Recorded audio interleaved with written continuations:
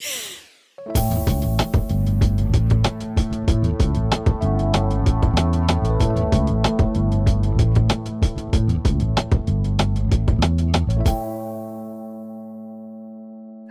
and welcome to the latest episode of the Changemakers LA podcast presented by LISC Los Angeles.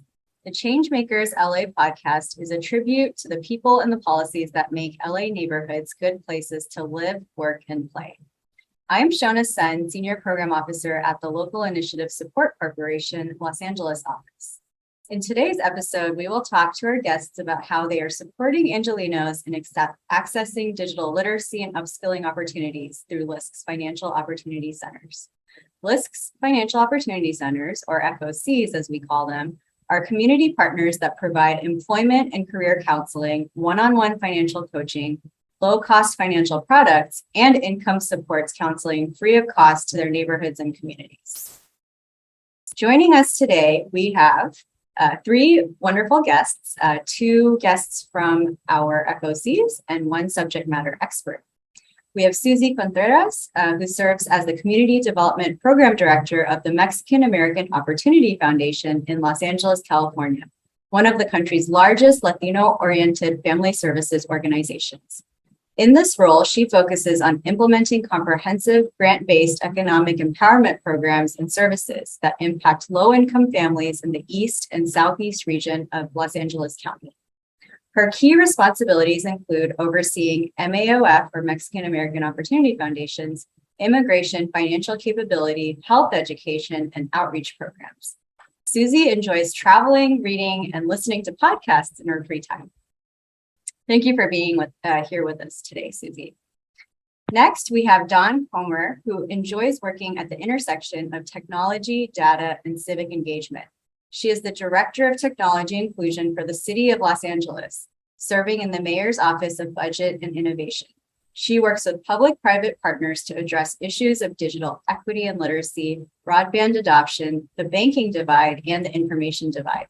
She began working at the City of LA as a Fuse Corps Executive Fellow, focused on smart cities after spending 20 plus years as a management consultant with PricewaterhouseCoopers Consulting and IBM. As a management consultant, she led transformational projects for consumer products, technology, and media and entertainment companies. In the public sector, she continues to use technology and data for change with an eye on equity.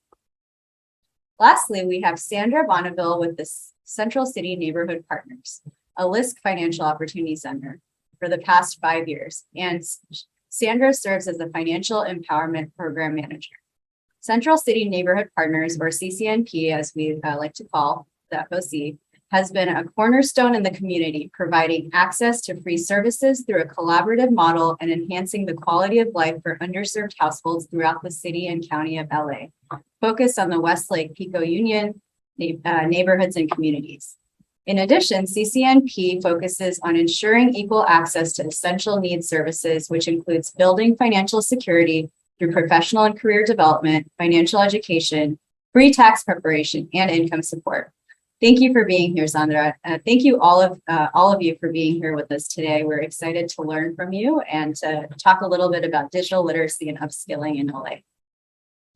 So transitioning over to questions, LISC Los Angeles has partnered with Microsoft Philanthropies and the MasterCard Impact Fund to launch the Digital Pathways to Careers initiative. This initiative builds on the LISC FOC model to support career pathways through digital and financial literacy support, employment counseling, income supports counseling, and digital upskilling opportunities. The COVID-19 pandemic has brought the urgency for improved technology access and digital fluency to the forefront. All of the tools and knowledge acquired now will have lasting benefit as digital skills have become crucial for workers and for the nonprofits who provide skills training to them. Microsoft Philanthropies and MasterCard Impact Fund's investment in the digital literacy and upskilling opportunities will help our FOC community partners adapt to the future of work and support clients in accessing jobs that employ technology in the workplace and beyond. Jurisdictions across the country, like the City of LA, are addressing digital inclusion through infrastructure improvements, broadband adoption, providing programs and services, and lowering barriers to upward mobility.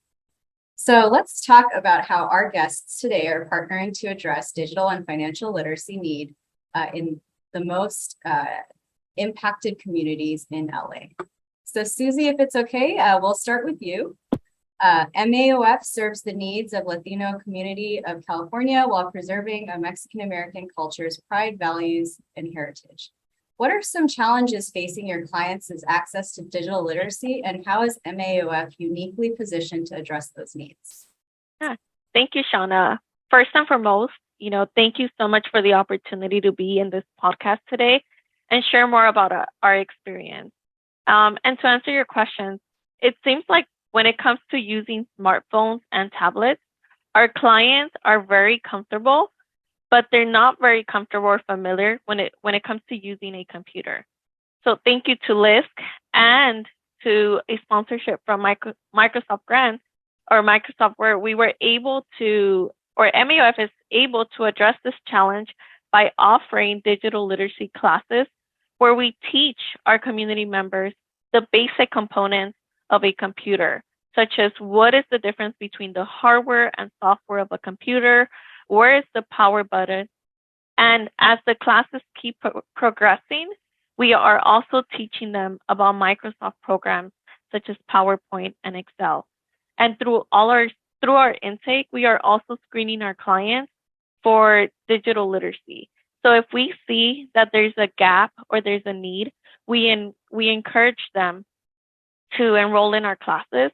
And we also schedule one-on-one sessions to teach them how to open up an email or how to create an email or how to download a video platform that, that's needed in order for them to sometimes enroll or take part of our session.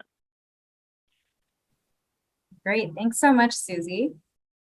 Dawn, what would you say are some digital inclusion gaps that COVID-19 exposed, and how have local leaders responded? Hi, thank you so much. I like to say that COVID brought to light many of the gaps in access to technology and information that already existed before the pandemic started. But now it was just a brighter light that was shown on the impact of the divide and the level of the inequities. We all know that our children needed access to the internet for their education, but I think also it was brought to light how we are able to connect in a time where we couldn't go out, or maybe we couldn't reach the normal places where we would go to gain access to free Wi-Fi. So for example, libraries or coffee shops were then closed at the height of the pandemic, and we couldn't access internet in those ways. So the challenge of finding affordable connectivity, I think also the challenge of finding connectivity at speeds that would allow more than one person in a household, or let's imagine three or more students in a household trying to access one hotspot device. Those types of challenges were addressed, as well as now we're doing healthcare online. Now, maybe someone who had not applied for a job online before is doing so online, and they're doing it at home. And again, unable to go to a library to get assistance in person for the literacy component. So I just think it brought to bear the importance of literacy. We can provide devices, but we have to also provide the education around how to use the devices and how to do so in a safe manner. And from the city perspective, we definitely worked in partnerships with community-based organizations to distribute hotspots. We also worked in partnership with community organizations to understand the need in new ways. Thanks so much, Dawn. Sandra, navigating systems and accessing digital upskilling opportunities in an ever-changing digital world can be overwhelming, as Susy and Dawn both pointed out earlier in their responses as well. What would you say COVID-19 exposed for you guys in terms of accessing services, especially those offered digitally? How has CCNP offered digital literacy and upskilling opportunities? And what have your clients shared about the offerings that you have provided? Well, thanks for that question. And thank you for having me here today. And definitely, as both Susy and Dawn mentioned previously, the digital divide really became even more evident. We already knew it was there, but it just came out all at once. So definitely, seeing the communities that we serve struggling just to be able to make ends meet, being able to bring in, some type of income during COVID was even more evident that there was a lack of that assistance there. A lot of our families previous to may have applied for unemployment, but on paper, or being able to see a representative from EDD. Our families were not even able to apply for food stamps or CalFresh because the DPSS offices were closed. So being able just to access even those online applications, which have been there for years, was something that our communities were not able to. And definitely that's where CCNP really started taking a step forward with our community and being able to assist them with applying for benefits. But at the same time, it wasn't like, let's just do this for you, but let's teach you how to use it. So it would go back to maybe even just the basics. Do you have an email on your phone where you can receive notices? Are you able to access your EDD online? So it's not only just doing the application for the fact that they're now going to receive benefits, but also they're able to, okay, now I know what's the next step I need to do to recertify every 2 weeks, let's say for unemployment benefits. So it's taking that first step during the pandemic. So we were fortunate enough to remain open to the community and being able to start teaching them that. Now as we're getting out of the pandemic, beginning this year, CCNP in partnership with LISC and Microsoft, we began our digital literacy trainings here, where we're able to teach the basics of, computer literacy, being able to open a linked account so customers can go back to applying for jobs, having more linkage to opportunities elsewhere. So we do a 9-week course where we teach them the basics of Microsoft, LinkedIn. Some of our customers have never even turned on a computer. So it's even as basic as helping them learn that. A lot of our customers were afraid, if I make a mistake on a computer, what's the next step? Everything's gone.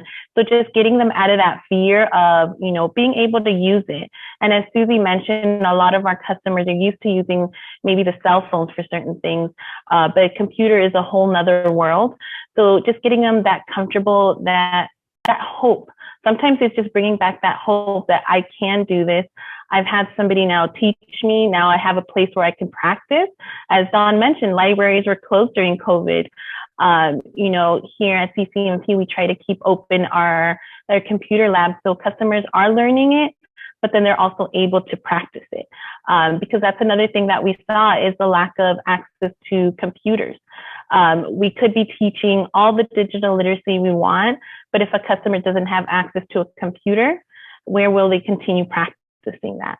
So that's definitely something that we're working on within our digital literacy, as part of the FOC, also focusing on finances and how do you if you have to purchase a computer, how do you get there financially? How do you save for it so that I'm able to continue my digital literacy journey? And as to what our customers are saying, they're loving the workshop. It's sometimes stressful for some of them, but they keep pushing and coming back the week after week to be able to learn even more. Working as an assembler for years now, he hadn't finished his high school diploma and didn't have any computer skills other than scanning certain items at work. So as he started coming in here, he started talking about now he'll be able to get a promotion. So he'll be able to be more financially secure, being able to get that promotion or even being able to look at employment elsewhere. One of the ones that really touched me was one of our customers. She's a 61-year-old cancer survivor. So the chemo left her hands hurting. So she was actually afraid of starting the digital literacy workshops, not because it was going to be a hard class for her, but she was afraid of being able to keep up due to her health issues. But now, she attended the workshop, she completed it, And a little bit before she completed her workshops, her children actually bought her a computer. She didn't have a computer. And now she was so happy when she came in and said, you know, you guys brought back that hope I had in opening my business, because now my family's even seeing the emotion that I'm feeling about learning about digital literacy, that they purchased me a computer. Now I'm not only going to be able to practice more, now she's going to be able to open her small business, which to me is like, it's amazing going through all of that hard work and actually coming in every week for her classes. And now she'll be able to open up her own small business. Thanks, Sandra. That's such a beautiful story. I love hearing the testimonials and the actual feedback from clients. I think that speaks such volumes to the impactful work that you, both Susy and you, are doing on the ground level directly with individuals and communities across the city. So quickly, we'll just switch over to Dawn. I have a quick question for you. So your work really focuses on a systems level approach to addressing this enormous problem we have here in the city and county, and I think nationwide. You are focused, and you have done a lot of work around developing infrastructure at scale over the past couple of years. Can you speak a little bit to your experience developing that infrastructure at scale and how community partnership support has helped to achieve your outcomes? Right, great. Thank you so much. So definitely on the infrastructure piece, we want to make sure that we are working with partners across both the telecommunications industry as well as across the city's network to make sure that we can have that accessibility, increase the availability of low cost internet. So that's something that's a continued effort right now through our Bureau of Street Lighting.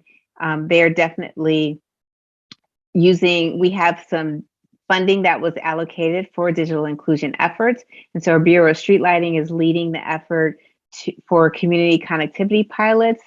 We have seen the census tract maps that show where connectivity exists and where it doesn't. And I believe we all on this call definitely know the communities that are impacted. So they're working to develop community connectivity pilots and not just thinking about from a home broadband perspective, but if we also look to the future of how we need to be connected for many of the services that we are using across the city, how do we keep our city safe in an emergency? So from an infrastructure perspective, the discussion goes a bit broader because we want to think about city operations, but we also want to think about what's needed for residents. And to your point about partnering with community-based organizations, it's very important because the community-based organizations are a trusted voice. And I'm so happy to be here today with Sandra from CCNP. We haven't met before, but I've been working with CCNP on one of our programs, Angelenos Connectivity Trust, which is a partnership with the Mayor's Fund for Los Angeles, the Mayor's Office, and in collaboration with T-Mobile's Project 10 Million to provide 18,000 Wi-Fi hotspots to K through 12 students. So we launched that in 2020. And just as Sandra shared today, a lot of the testimonials, we love it when CCNP shares with us all the photos of students who've received the Wi-Fi hotspots through the ACT program. It just lets us know that what we're doing is real and it touches families across the city of LA. So being a trusted voice, because sometimes government may not be a trusted voice or someone's had a bad experience.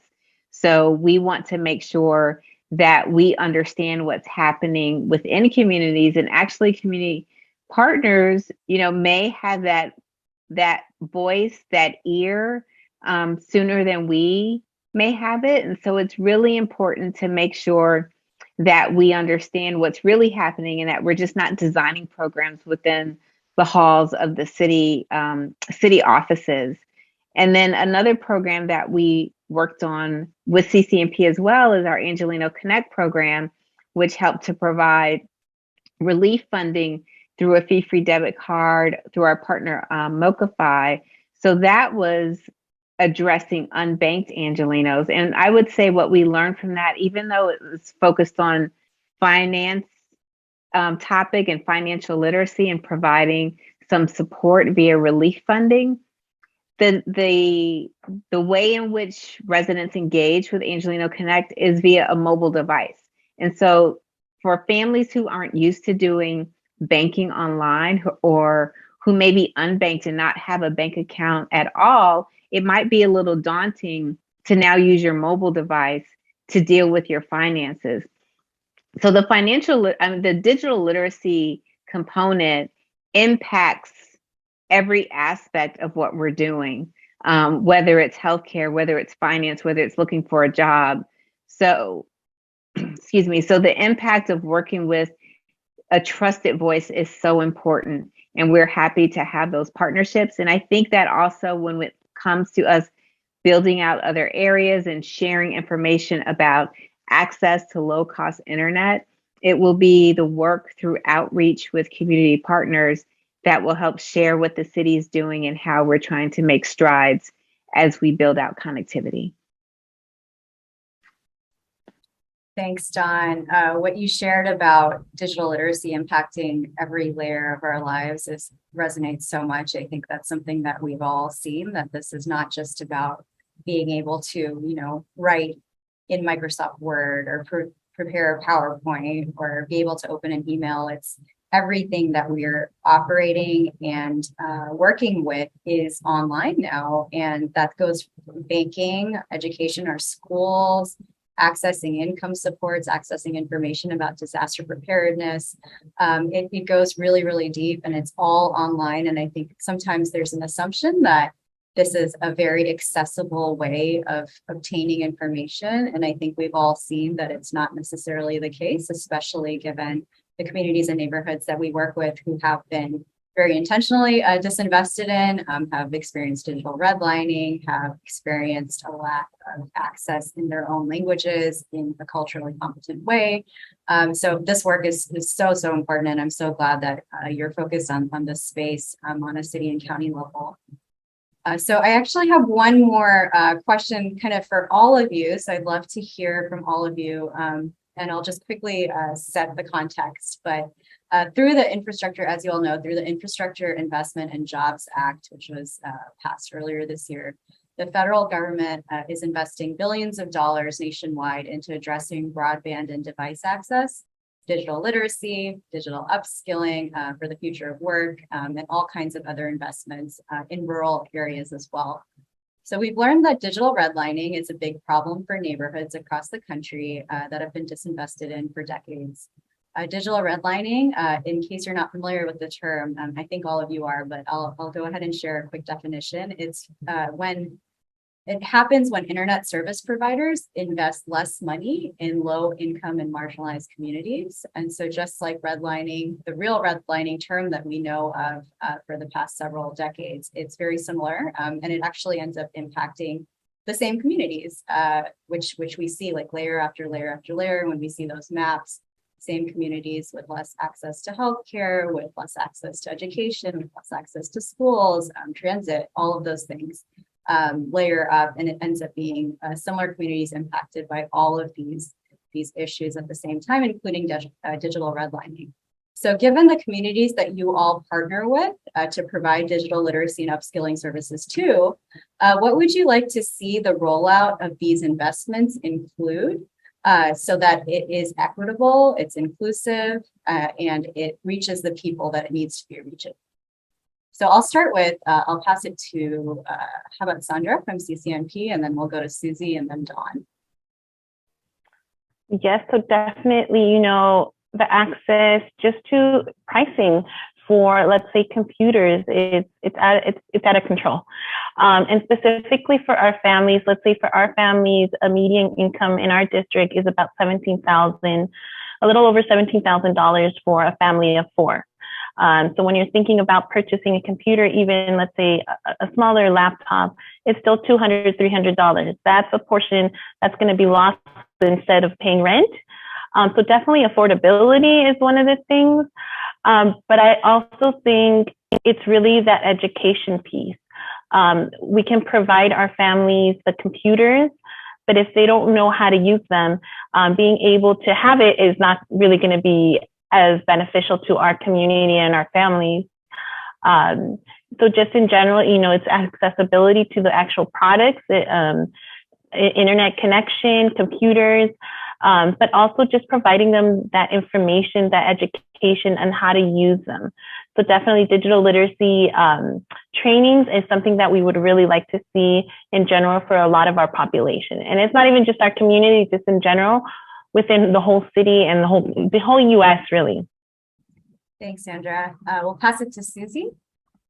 Yes, thank you. Yeah, very similar to my colleague. I mean, that we see that for our families, purchasing a computer is a big challenge, right? Our families here, our average income is about $22,000, and so it is challenging for them to set aside some funds to be able to purchase these laptops, right? So in conjunction, right, with digital literacy education, they actually need the product to be able to practice, right? Because if you don't practice, you kind of forget, and that's what we're realizing, right? Like if our parents don't have access to these to laptops, to computers, then all this information that we're doing, all this education we're pouring, it's going to go to waste if they don't actually have the tool to where to practice. So allowing for some of these funds to go into giving our clients access to technology, and also trainings for community-based organizations that are implementing the work. I don't think none of us, I mean, we have some basic components of digital literacy, but investing in the training for the individuals that are passing on the information to these communities is also essential. So I think that would definitely be very beneficial. And of course, engaging community-based organizations where community members go to for these services, right? Because they come to us, they don't go to, to other locations for these services, right? They see us as their hope for accessing any kind of service. So investing in community-based organizations to be able to, to be able to push these funds and to be able to give clients access and educate them is essential, because we are the trusted messengers in these communities. I so agree with what Sandra and Susy have said, and especially the part about supporting community-based organizations with the outreach dollars. So that is, I know that is something that will be possible. I believe there's I can follow up, but has been discussion about supporting CBOs for outreach, because we understand that that's important. One thing that I would like to continue to see is that outreach, because there are funds like through the Affordable Connectivity Plan, ACP, which provides a subsidy for low cost internet.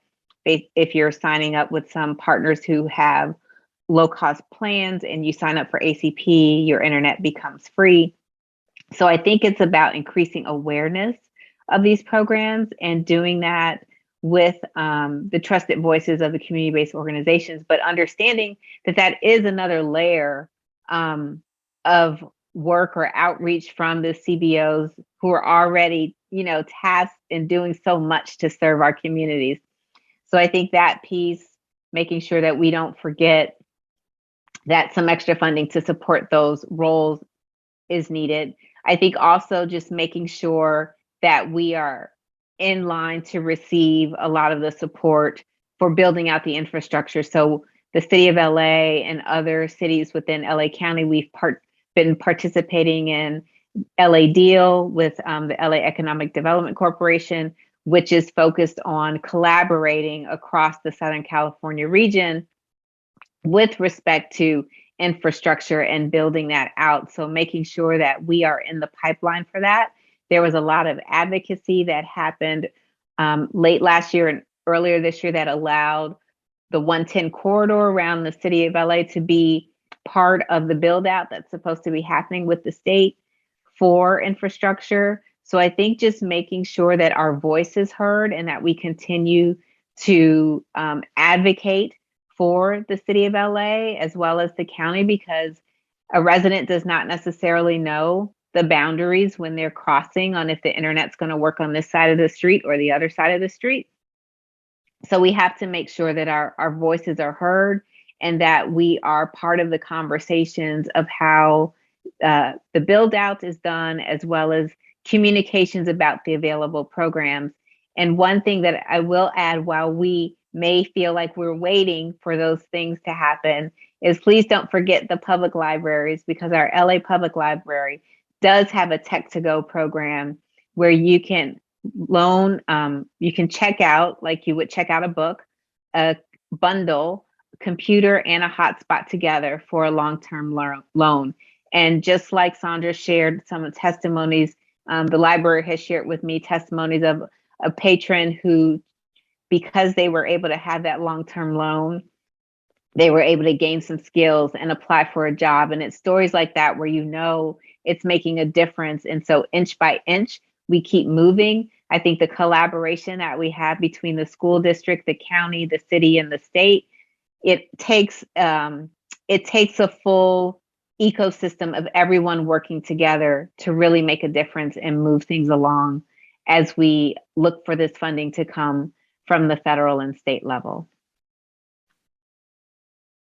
What a great way to end. I think that is it. And I also really appreciate, Dawn, all of you, your feedback around trainings and capacity building for both organizations and individuals.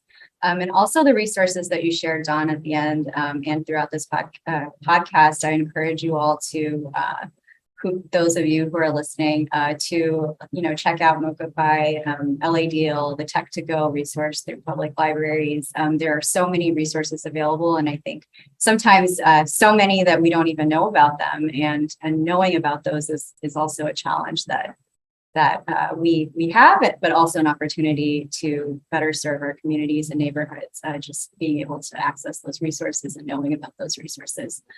So I thank you all. I thank each of you. I thank you, Dawn, Susy, Sandra, for joining me in this critical conversation. Your work is essential to ensuring that every Angeleno has access to programs and services that can improve their financial and digital literacy. And I look forward to seeing all of your work grow and in scale and also in impact. So this episode of Changemakers LA was made possible by the MasterCard Impact Fund with support from the MasterCard Center for Inclusive Growth. If you would like to learn more about how we support place-based initiatives for housing and economic development at LISC LA, please visit us online at https://www.lisc.org/Los-Angeles and follow us on Twitter at LISC_LA. You can find the rest of the series on iTunes, Spotify, and Google Podcasts. Subscribe to hear more on the conversations about people and places that shape Los Angeles. This podcast was produced in collaboration with Ronell Hampton, founder of Growing Greatness Now. Growing Greatness Now is a consulting firm committed to social and environmental justice.